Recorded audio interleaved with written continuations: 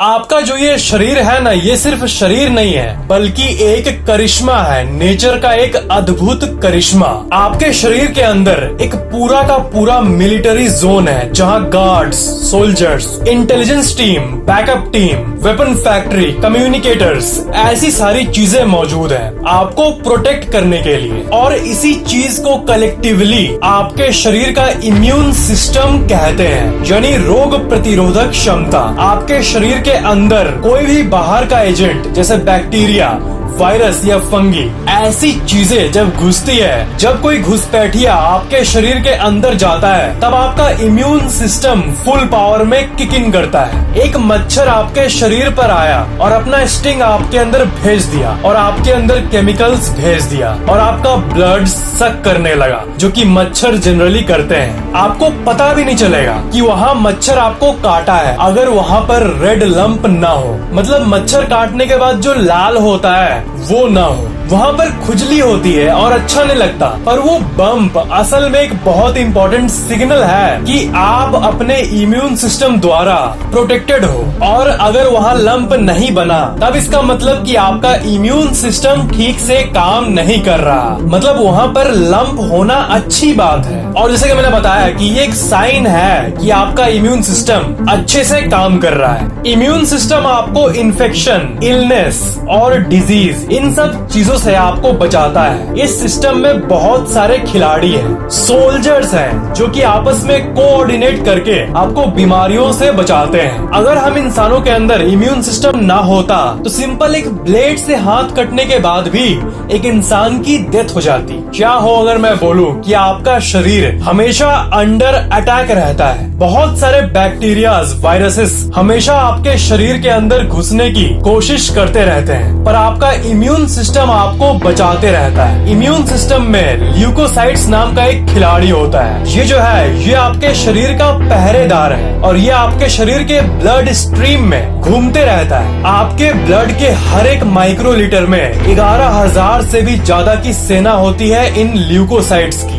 Leukocytes आपके blood में घूम घूम कर सस्पिशियस साइंस को खोजते रहते हैं, बिल्कुल वैसे ही जैसे एक पहरेदार रात को टॉर्च लेकर चोर को ढूंढता रहता है। अगर कोई ल्यूकोसाइट आपके ब्लड में किसी बाहरी एजेंट को डिस्कवर करता है जो कि अवैध रूप से आपके शरीर में घुस आया है, तो फिर वो कम्युनिकेटर सेल्स को बोलते हैं कि जाओ और हेड ऑफिस में इन्फॉर्म कर दो। फिर मिनटों के अंदर इम्यून सिस्टम एक्टिव हो जाता है। इसे टेक्निकल टर्म्स में इम्यून रेस्पॉन्स कहते हैं। और यहाँ बात यह है ना कि हर बार अलग अलग तरह के फॉरेन एजेंट्स, बाहर के एजेंट्स आपके शरीर में घुसते हैं, तो कौन घुसा है, उसका ताकत कितना है, उसके हिसाब से हेड ऑफिस आर्मी को छोड़ती है। इसलिए अलग अलग तरह के, अलग अलग रैंक के सेना मौजूद रहती है और थ्रेट के सीरियसनेस के हिसाब से एक ग्रुप को चुनकर भेजा जाता है उस बाहर के एजेंट से लड़ने, चाहे वो वायरस हो या बैक्टीरिया हो। वो इन्फेक्टेड साइट में जाकर फॉरेन एजेंट को मार देता है जो कि आपके शरीर में बाहर से घुस आया है। चलिए एक केस देखते हैं, जब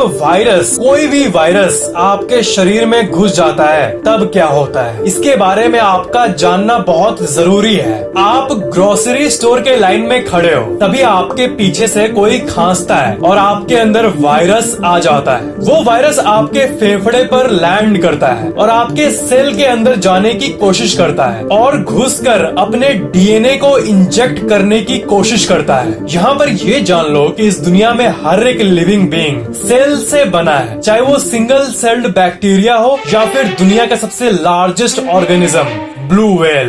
आपके शरीर का बिल्डिंग ब्लॉक है सेल, और अरबों सेल्स आपके शरीर में मौजूद है। आपका शरीर बेसिकली सेल से ही बना हुआ है। साइंटिस्ट के हिसाब से आपके शरीर में 37.2 ट्रिलियन सेल्स मौजूद है और हर एक सेल में एक ऐसा कॉम्प्लिकेटेड सिस्टम बना हुआ है जो आप सोच भी नहीं सकते हो। तो आपके शरीर का हर एक सेल मेम्ब्रेन से घिरा हुआ है, जिस पर हर तरह का सिक्योरिटी मेजर्स रहता है जो कि सेल के अंदर मौजूद चीजों को प्रोटेक्ट करता है और सेल मेम्ब्रेन के थ्रू, बॉर्डर के थ्रू बहुत कुछ आ भी सकता है और जा भी सकता है। जैसे ये H2O यानी पानी को अंदर आने देता है, CO2 कार्बन डाइऑक्साइड को बाहर जाने देता है और डर्ट को अंदर आने नहीं देता है। वहाँ पर एक प्रॉपर ऑटोमेटेड सिस्टम बना हुआ है और सेल के मेम्ब्रेन के बॉडी पर बहुत सारे रिसेप्टर्स भी होते हैं जो कि न्यूट्रिएंट्स को एब्जॉर्ब करने में काम आती है। यहाँ सबसे मेन बात यह है कि सेल मेम्ब्रेन में बहुत स्ट्रिक्ट नियम है कि क्या चीज अंदर जा सकती है और क्या चीज बाहर आ सकती है। पर वो वायरस जो कि आपके लंग में आया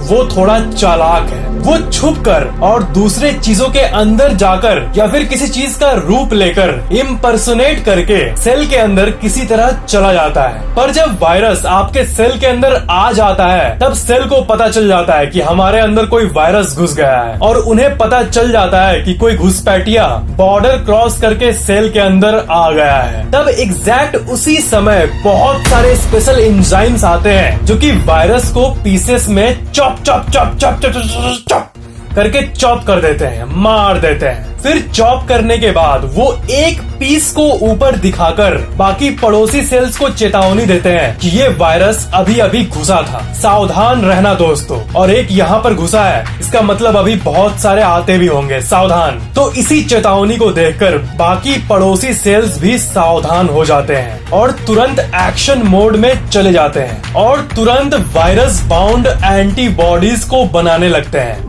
वायरस बाउंड एंटीबॉडीज एक ऐसी चीज होती है जिससे वायरस को मारा जा सकता है। वायरस बाउंड एंटीबॉडी वो चीज होती है जो कि वायरस को अटैक करके उन्हें मारेंगे।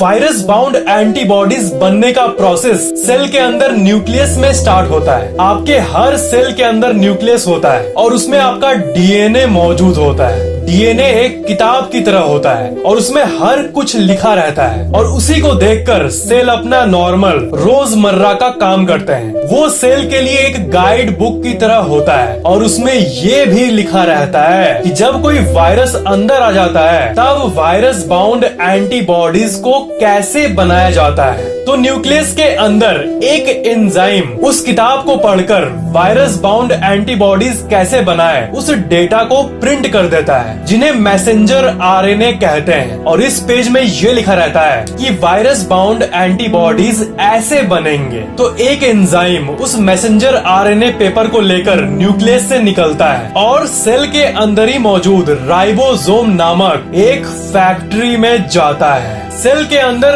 अरबों राइबोसोम फैक्ट्रीज होते हैं। तो वो एंजाइम राइबोसोम फैक्ट्री में उस मैसेंजर आरएनए पेपर को भेज देता है और उसी को पढ़कर राइबोसोम फैक्ट्री में वायरस बाउंड एंटीबॉडीज बनना शुरू हो जाता है। फिर आखिरकार वो virus bound antibodies ribosome factory को लीव करते हैं और फिर गोल्जी एपेरेटस नाम के एक फाइनल जगह में ये वायरस बाउंड एंटीबॉडीज जाते हैं और फाइनल टचिंग के बाद finally virus bound antibodies cell के बाहर निकल जाते हैं और जंग के मैदान में जाने के लिए आगे बढ़ते हैं। ये सारा प्रोसेस करने का एनर्जी कहाँ से मिलता है? तो ये सारे प्रोसेसेस को सेल का सबसे फेमस पार्ट जिसे माइटोकॉन्ड्रिया कहते हैं वो पावर करता है, जिसे सेल का पावर हाउस भी कहते हैं। तो वायरस बाउंड एंटीबॉडीज आपके लंग में जाते हैं और वायरस का खात्मा कर देते हैं। वायरस को पीसेस में तोड़कर उन्हें मार देते हैं। पर जब किसी का इम्यून सिस्टम कमजोर होता है ना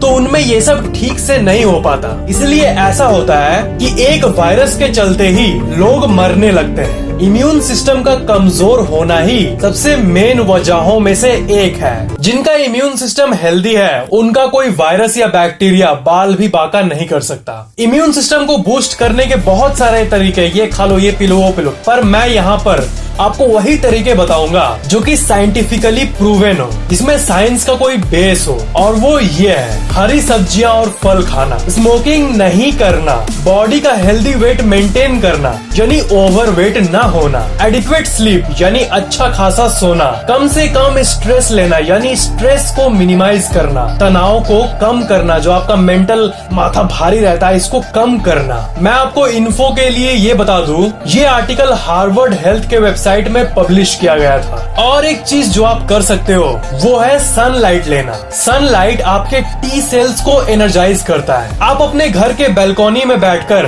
सनलाइट को सिंपली एंजॉय कर सकते हो। अगर आपने अभी तक इस चैनल को सब्सक्राइब नहीं किया तो सब्सक्राइब जरूर कर लेना और बेल आइकन को भी जरूर ऑन कर लेना, ताकि आने वाले न्यू वीडियोस जैसे ही अपलोड हो वैसे ही आपको नोटिफिकेशंस आ जाए तुरंत। वीडियो को लाइक जरूर करना और सबके साथ शेयर करना बिल्कुल भी मत भूलना, ताकि हर किसी को ये अमूल्य जानकारी पहुंच पाए। और मुझे इंस्टाग्राम, टिकटॉक, फेसबुक, ट्विटर इनमें फॉलो जरूर करना लेटेस्ट अपडेट्स के लिए। Thank you for watching this video.